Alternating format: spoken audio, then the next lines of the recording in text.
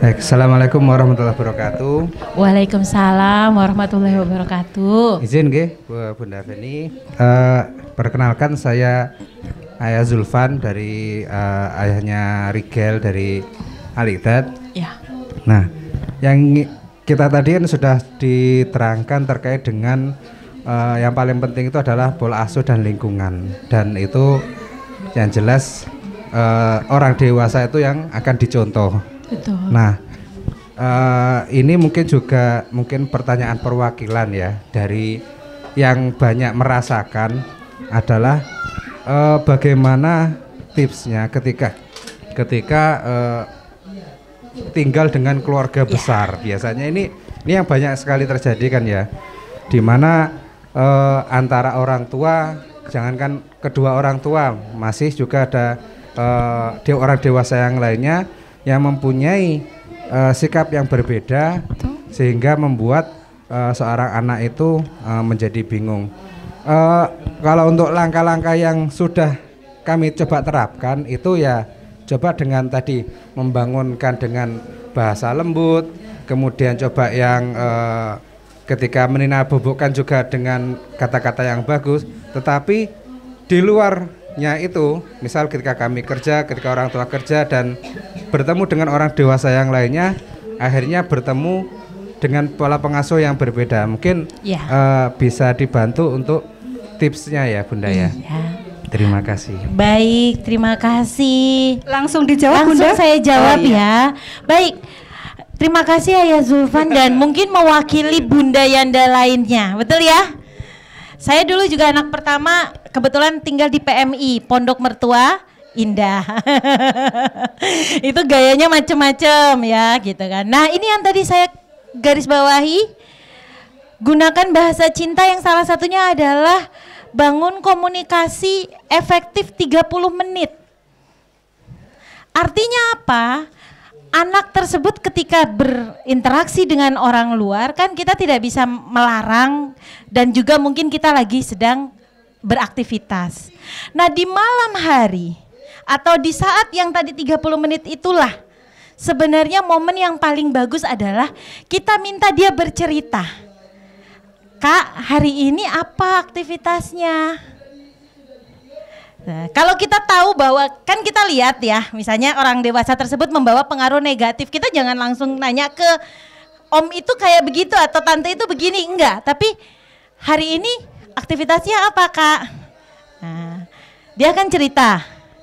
30 menit itu waktunya cuma lumayan panjang loh, bagian tidak terbiasa, ya kan? Dia akan bercerita, oh nah kak atau dek, tadi kalau seandainya, jadi kita tidak menunjuk orang. Ayah punya cerita nih, kalau ada orang kayak gini, adik melihatnya kayak gimana. Jadi ajak ngobrol. Anak usia dini ini luar biasa Bapak dan Ibu. Dia bisa menerima, tapi dia juga prosesnya ada meskipun terbatas. Maka kita yang menstimulasi. Maka 30 menit untuk komunikasi efektif itu gunakanlah untuk memasukkan tadi karakter-karakter positif tadi, ya. Nah, ini dia. Pesan moral, berikan penjelasan. Di 30 menit. Biasanya seperti itu yang saya lakukan dengan anak saya. Misalnya saya tahu di WA grup perumahan itu kan biasanya ada ya orang tua yang komplain ada mobilnya dilempar sama batu sama anak tetangga. Nah, terus saya pas malam itu, adek, maaf, tadi adek sore main sama siapa? Adek main di mana? Gimana tuh dek? Ini ya. Langsung dia cerita pasti tentang anak itu. Nah, kalau menurut adek, kira-kira anak itu bagaimana ya? Jadi kita kayak pura-pura maaf, nggak ngerti apa-apa gitu. Dia akan mengeksplor, berpikir dan dia akan langsung, nah bunda berharap adek tidak melakukan hal itu ya. Nanti kalau ada teman yang lempar, adek kan udah lihat, udah mau lempar, adek udah bilang jangan kita main di tempat lain aja. Memasukkan karakter positif 30 menit sehari. Tapi apa? No gadget, no TV, no iklan lainnya. Begitu ya Yanda. Bismillah, selamat mencoba. Mungkin begitu dari saya. Mungkin ada yang lain, dipersilahkan. Terima kasih Yanda dan Bunda. Selanjutnya untuk pertanyaan kedua, monggo. Tadi Bu, yang sebelah sana sudah enggak ada ya? Bu, monggo ya. Enggak apa-apa Bu, biar semuanya dengar. Ya. Assalamualaikum warahmatullahi wabarakatuh. Waalaikumsalam. Mohon izin, terima kasih atas waktunya yang diberikan kepada saya.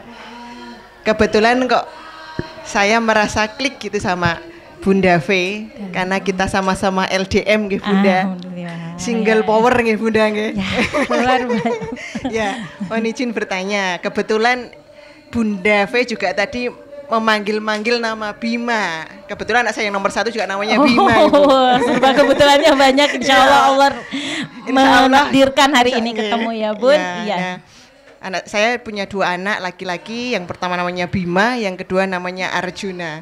Pengennya insya Allah pengen jadi Pandawa gitu. Amin, Ya. amin. Pertanyaan saya, karakter anak memang beda-beda gitu Bunda. Betul. Yang satu memang kadang semangat, yang satu kadang pas down gitu. Nah, saya izin nanti dikoreksi.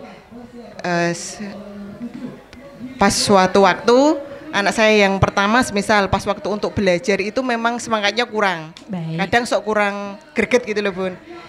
Boleh nggak sih kalau semisal anak saya yang kedua untuk memotivasi, semisal yang kakaknya kadang sok belum semangat terus, Dek kita belajar. Nah, terus yang pertama terus ngelihat, kok belajar, terus dia ikut-ikut nimbrung belajar. Boleh nggak sih kayak gitu? Terus nanti pas waktu dia sudah nimbrung, kan kelihatan kadang sok kok kayak dibedakan gitu ya Bun. Ya, saya terus di situ memberikan arahan. Sebenarnya Bunda nggak membedakan, cuma ayo kita sama-sama belajar, kita sama-sama kompak, biar besok sama-sama sukses gitu. Boleh nggak sih Bun kayak gitu? Atau ada tips lain untuk memberikan supaya tetap semangat gitu loh Bun. Iya. Terima kasih. Baik, terima kasih Bunda Tanti. Ya, ini juga mungkin dialami oleh Bunda dan Yanda ya. Punya 2 anak, gaya belajarnya beda-beda, semangat belajarnya beda-beda. Nah, yang tadi sudah disampaikan oleh Bunda Tanti bahwa beliau menggunakan cara secara tidak langsung mengajak anak kedua belajar, dan itu akhirnya menggugah anak pertama sehingga mau belajar bersama. Jawabannya bisa ya, tapi bukan berarti kita mengatakan bahwa nanti ketika anaknya yang pertama sudah gabung terus malah kita hanya fokus sama anak yang kedua saja.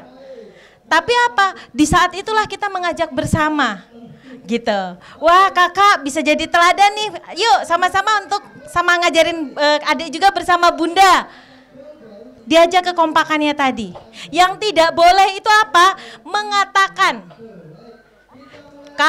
kakak nggak kayak adik loh, suka belajar. Nah itu nggak boleh. Anak saya yang pertama itu tekun sekali belajarnya.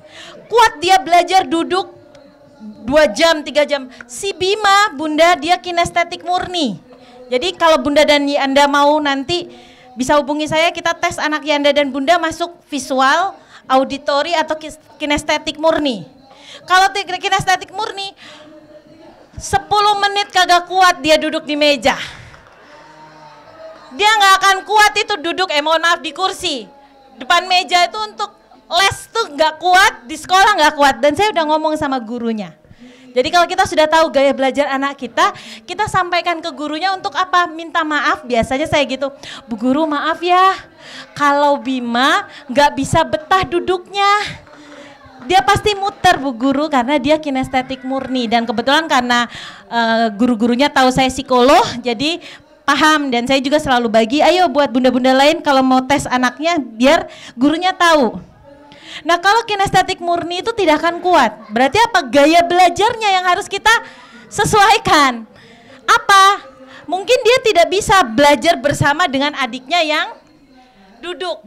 Tapi dia di challenge dengan game. Bima itu kebetulan selain sekolah saya privatkan.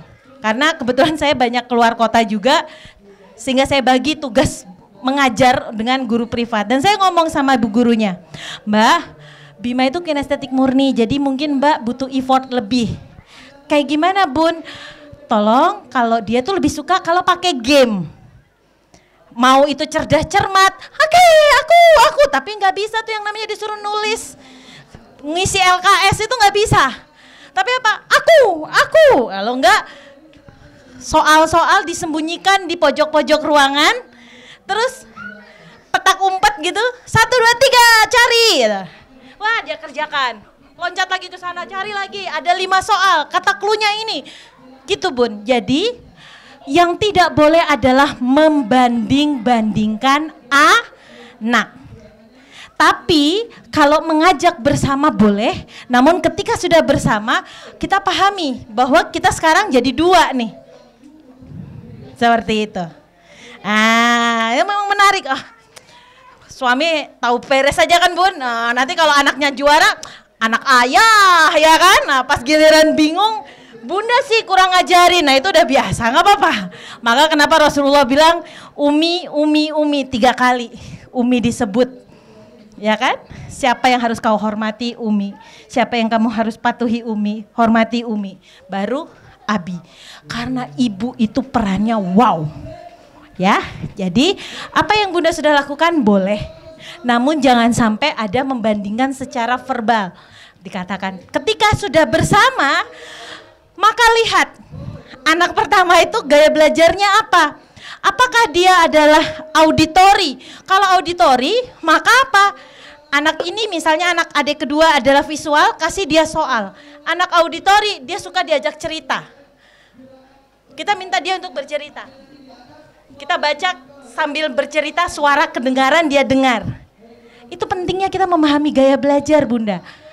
Jadi nggak semua anak hanya karakter, tapi kalau urusan belajar berarti kita harus paham ada belajar visual, ada auditori, ada kinestetik. Apa itu?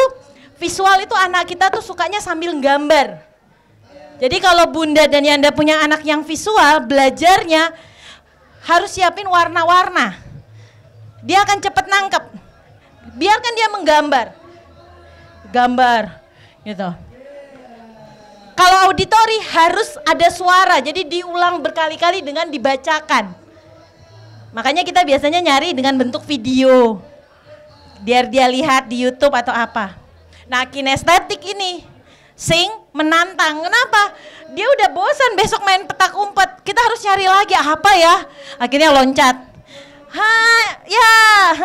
ya gitu kan. Nah, makanya bundanya gemuk karena habis belajarin makan ya gitu. Tenang Bun, oke? Terus semangat ya Bunda. Iya. Terima kasih. Sudah 2, wah langsung dapat door prize. Waduh, Ayah Zidan udah dapat? Oke. Assalamualaikum warahmatullahi wabarakatuh. Waalaikumsalam warahmatullahi wabarakatuh. Terima kasih atas waktunya. Saya Bunda dari Ahmad Zaki. Di sini saya mau menanyakan bagaimana cara memotivasi anak untuk terus semangat bersekolah. Karena anak saya itu di TKI DAT itu suka agak males-malesan. Karena kan ada jadwal angklung, menggambar kayak gitu. Nanti kalau pas nggak mau sekolah, aku nggak mau nari, capek kayak gitu. Padahal udah dibela-belain masuk malam 3 bulan cuman mau ngopain nilai sekolah itu, tapi tetap belum semangat gitu loh. Itu yang pertama. Yang kedua itu saya punya anak yang kalau emosi itu langsung meledak-ledak. Maksudnya punya anak apa? Punya siapa? 3. 3 anak. Yang kedua itu anak saya itu suka emosinya yang meledak-meledak itu loh Bu. Terus biar nggak seperti itu, saya harus memberi nasihat itu seperti apa? Ya. Oke. Baik, terima kasih bundanya Ahmad Zaki. Untuk bunda-bunda yang lainnya juga nih menghadapi anak yang motivasinya kadang naik turun mau berangkat sekolah, ya kan? Satu yang biasanya saya lakukan, kan kita pahami anak itu juga punya pengambilan keputusan. Ya, kalau di usia anak-anak PAUD paling bagus adalah cari sosok idola. Ibu guru siapa di sekolah? Sosok pahlawan yang dia suka.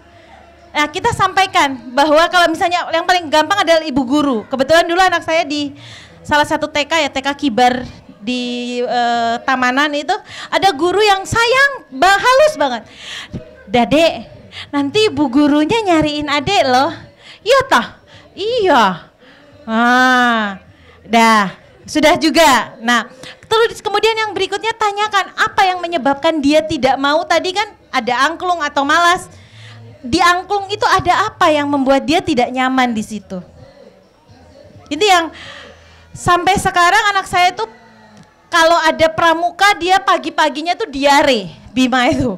Jadi ke sekolah itu pasti WA sekolah gurunya, Bunda, Bima boleh dikirimin celana pramuka lagi. Abis dari kamar mandi ternyata jatuh gitu kan. Ternyata dia di sekolah nggak suka memang. Nah ternyata saya kasih sampaikan, Dek, ternyata kalau pramuka itu kan dia membentuk otot. Adek kan suka basket. Jadi baris berbarisnya di pramuka itu sama dengan otot adek yang terbentuk di basket. Nah, dibuatkan sebagai sebuah alur sebab akibat yang disambungkan dengan yang dia suka.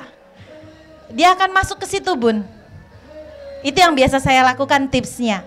Nah, sambil tadi kita pun juga menginfokan ke gurunya misalnya, apakah ada yang pernah terjadi dulu, maaf banget.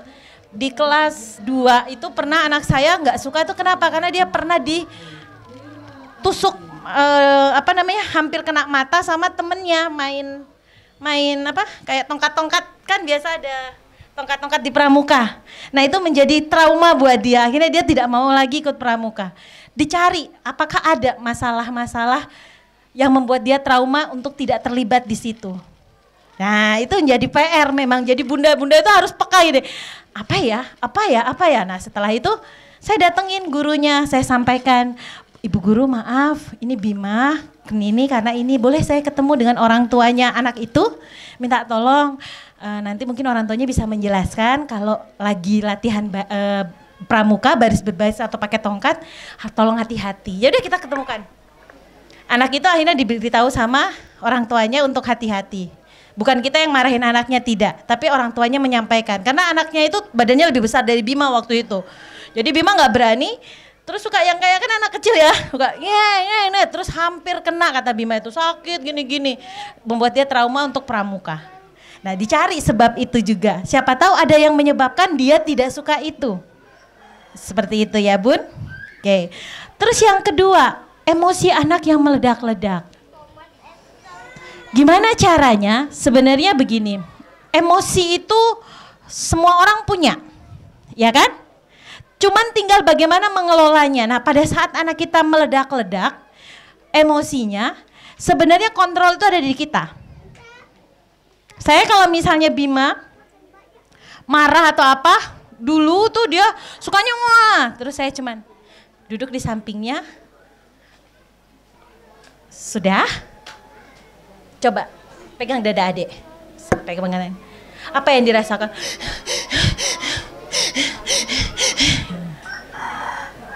Capek? Adek capek kan? Kalau adek sampaikan itu dengan tidak nangis, tidak teriak-teriak, capek nggak? Nggak bisa. Oke, sekarang adek coba nangis dulu nggak apa-apa. Kalau sudah tenang baru kita ngobrol. Biar dia dulu, supaya dia bisa tahu kalau aku meledak sebenarnya yang sakit aku. Jangan kita ikutan yang wah kamu gini enggak. Nah, sudah tenang? Oke. Baik, kalau sudah tenang, Bunda paham. Adek kecewa, marah, gara-gara digangguin, gara-gara digodain. Tapi kalau adek pakai nangis, teriak-teriak, tadi gimana jantungnya? Sakit kan? Gimana perasaannya? Nggak enak kan? Nah coba nanti kalau adik digangguin, kalau adik digodain, adik bilang aku nggak mau digodain. Setelah itu menghindar. Gak apa-apa, tapi jangan ketika dia lagi emosi kita ikutan memasukkan emosi negatif lagi. Kasihan bebannya dia, kenapa? Dia nggak tahu dengan apa yang dia rasakan. Kalau kita kan dewasa tahu ya, gitu loh. Anak kecil nggak tahu, dia hanya tahu mengekspresikan. Nah, ekspresi itu harus kita arahkan. Bahwa ekspresi menangis, marah, teriak-teriak, jantungnya yang sakit, capek, ya, makanya gitu. Nah setelah itu, nah ini yang sering terjadi orang tua, maaf punten banget. Terkadang ketika anak kita sudah berhasil, kita tuh ngomongnya apa coba? Nang itu iso, orang nangis iso. Itu namanya berarti bukan komunikasi efektif lagi apa? Itu bully yang paling kecil loh. Tanpa sengaja saya kan kebetulan anti bully, masuk di tim Satgas anti bully ya. Anti bully dari rumah itu kita cenderung ngebrok anak kita. Dia sudah sukses kemarin, berhasil sekarang, jangan diingetin lagi. Negatif yang kemarin tuh jangan diingetin lagi. Tapi apa? Bunda bangga sama adik. Hebat. Bisa kelola. Adik sekarang jauh lebih bisa mengontrol emosi. Hebat. Nggak usah bilang nangisnya, ngamuknya. No. Boleh Bunda? Karena Kak, ibarat kata kita sudah nambal, ya toh? Nambal, abis itu kita nyongkel lagi. Nambal, nyongkel, nggak selesai luka batin anak. Itu orang tua yang belum ikut parenting hari ini. Jadi yang sudah ikut parenting hari ini harapannya stop untuk mengingat-ingat kembali hal negatif yang anak kita pernah lakukan di masa lalu. Kalau dia sudah berubah, kuatkan itu. Adik hebat, adik mampu, Bunda percaya adik bisa mempertahankan itu. Semangat ya nak. Gak usah bilang kemarin aja gitu mintanya teriak-teriak. No, please Bunda, please. Jangan ya dek ya, jangan. Oke, begitu ya Bunda. Terima kasih. Nah, kadang keperucut dia Bunda, betul nggak? Makanya ya.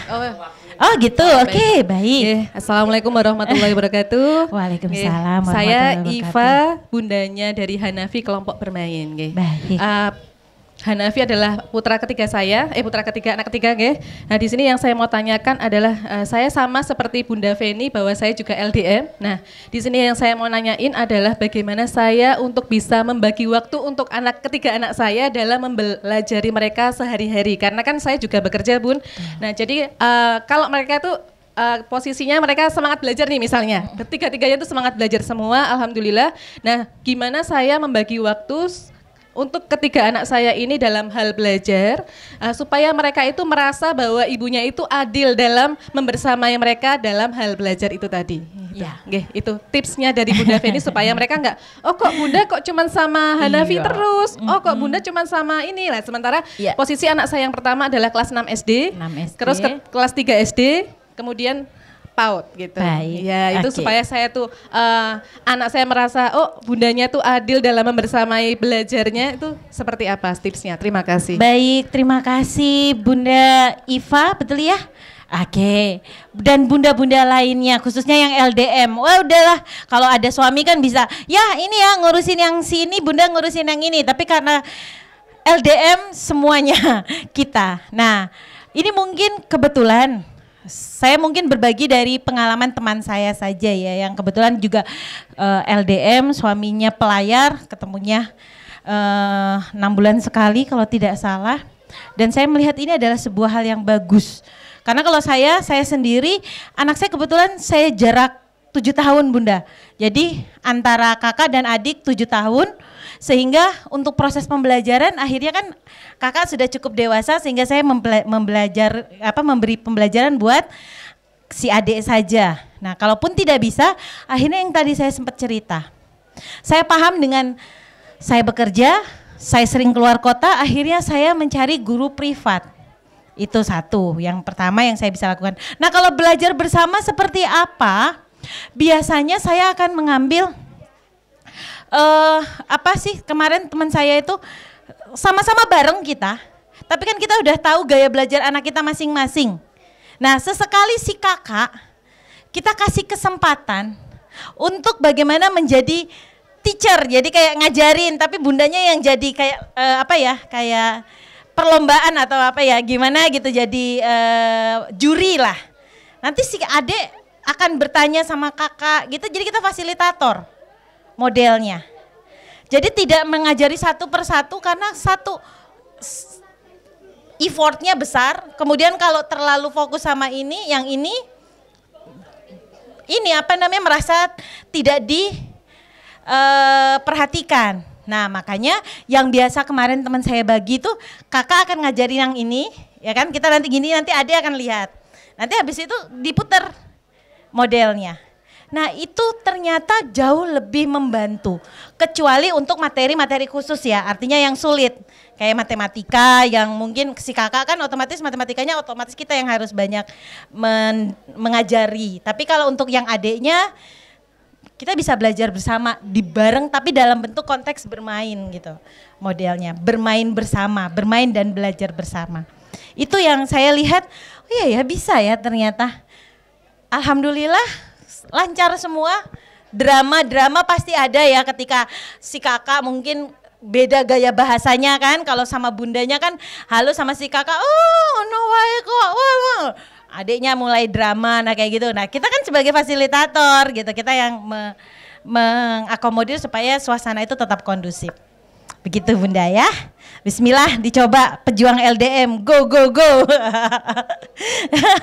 Begitu, terima kasih.